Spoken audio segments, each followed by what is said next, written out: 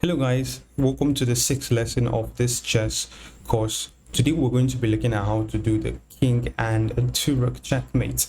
So let's see how that is going to go. I'm going to place the king and the two rooks over here, and let's just place let's say our opponent's king is here. So the king and the two rooks is also they call this checkmate also a lattice mate checkmate. So there are different ways you can go about it, but I'm just going to show you the easiest way to go about it. Eventually you're going to find out more shorter techniques that you could use, but if you're a complete beginner, this is going to be the best for you. Now, in the king and the two rook checkmate. Now, remember, we have already looked at the concepts of checks and checkmate. So you know what a check is and you know what a checkmate is. So when we are doing the king and the two rooks checkmate, the first thing that you want to do is you want to build a ladder, and that's why they call it the ladder's checkmate. Now, as you all know, a ladder is probably something like this, right? And it has, let's say, it has steps like this, and then you place one foot on the other. When you place one foot on the other, right, you place the next foot on the next one, not on the same one. Even if you place it on the same one, eventually you place it on the next one. But let's say you're placing it one foot on one step and you place it on the other step, you place it on the other step, other step, other step, other step, then finally the last step. And this is going to be how you're going to actually do the ladder's checkmate, by creating a ladder and then just moving your rook step by step. But there are some things that you have to take note of. Now, the first thing that you want to do is you want to try to get your rooks as far as possible from the king, right? You want to get your rooks as far as possible from the king. First, you're going to play, let's say, rook over here, right?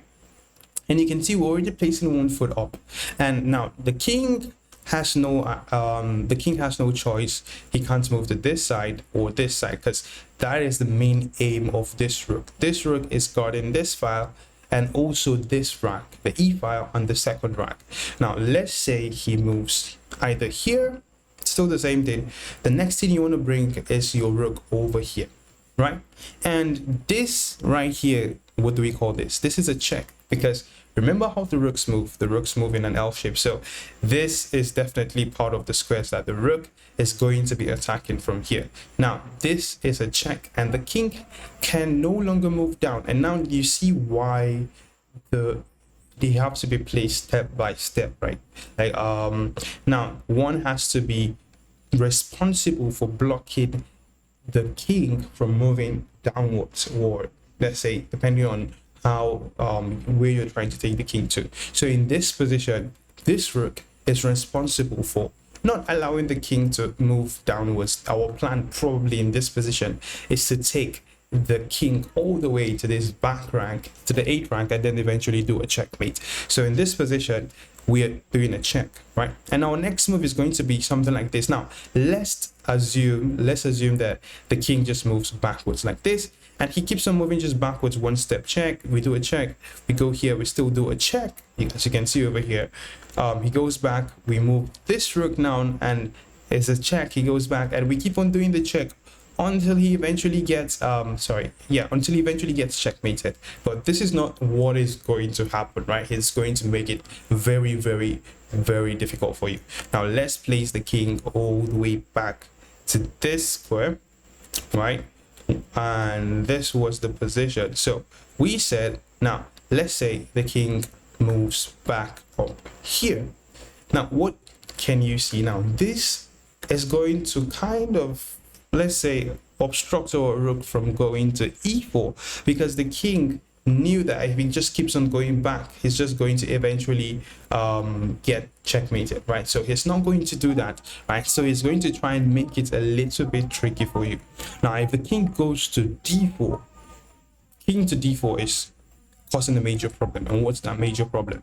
The rook now can't do a check, because if the rook tries to do a check, the king just captures. And now it's going to have to be a king and rook checkmate, which is way more difficult than the king and the two rooks. So let's just take the position back. Now if instead of going here, what you want to do is whenever you see that a check is going to lead to a capture, you want to take the rook as far away as possible from your opponent's king side, right? Okay, now that's one way to go about it, right? Another way to go about it is just by, okay, now if you see that he's going to come here, sorry, he's going to capture if you eventually move your rook over here, you can just move. You remember, you're climbing a ladder, right? So sometimes when you're climbing a ladder, sometimes you just want to put two of your feet on the same step of the ladder. So it's the same for this case. So now when you see that if you go towards this square, it's going to eventually capture.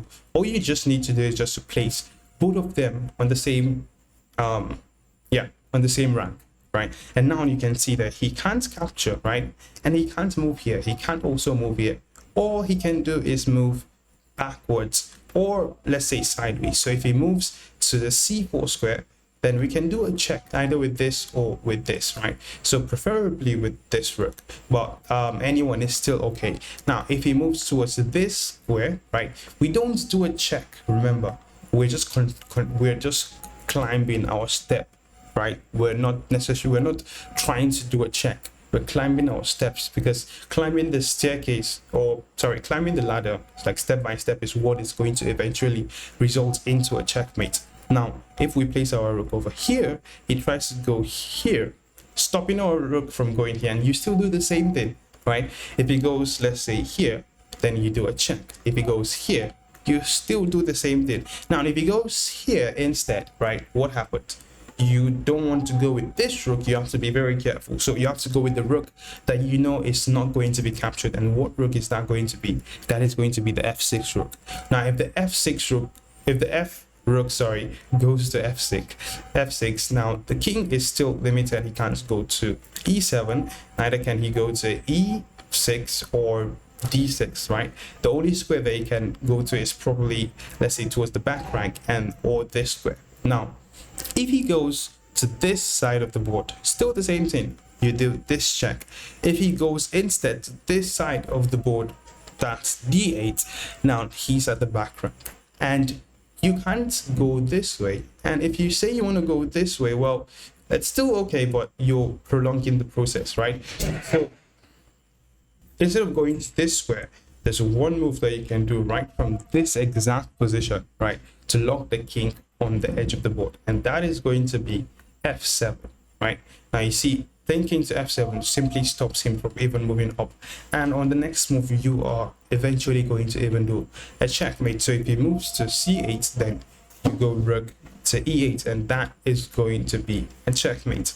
Now fast forward back to the starting position. Okay, now this is the position that we started from, and you can see we brought our king to this side, right, by making a staircase with our rook and just simply moving them step by step, right, one at a time, right? And you can see that in while we were trying to do the checkmate, we didn't double push any of the rooks, right? We didn't move the rooks, we didn't move any of the rook more than one step, right? Like for instance, going check right away here.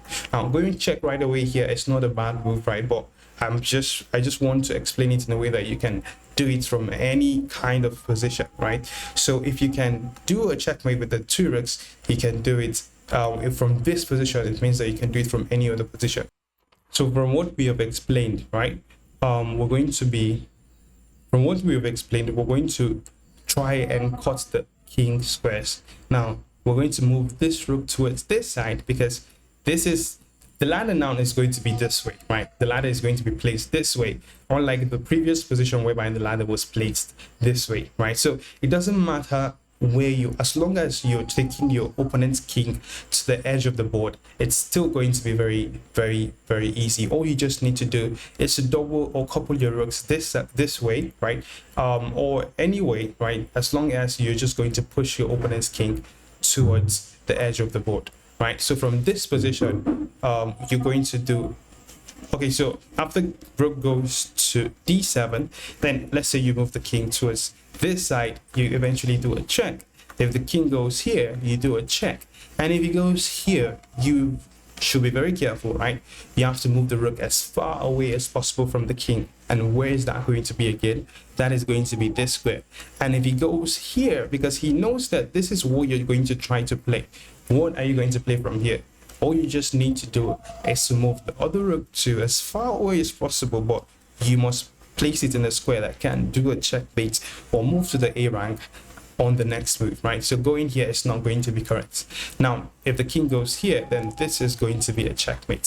So it doesn't matter where you're trying to move the king to, as long as you just picture the edge of the board that you want to take the king to, then bring your rooks and form a ladder, and then start placing it step by step, pushing your opponent's king all the way to the edge of the board, and then you eventually do your checkmate. And that's how you do the checkmate with the king and 2 rooks.